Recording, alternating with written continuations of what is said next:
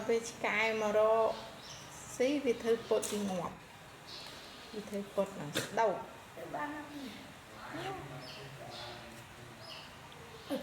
vậy tình và lại tình thương pram rồi là luôn mà bỏ tình ấy tình hay luôn xí xí tư đi cặp cái nạp mà ông lời nè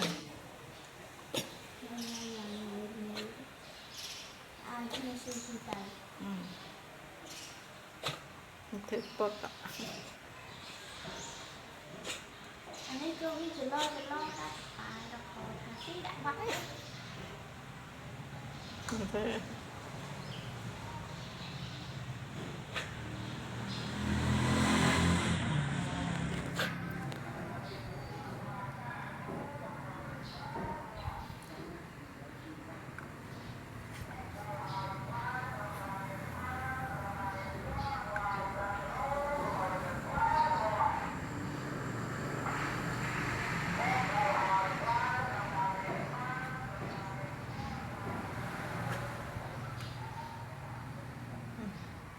Huyền đăng thơ ấy hỏng rồi định mơ đi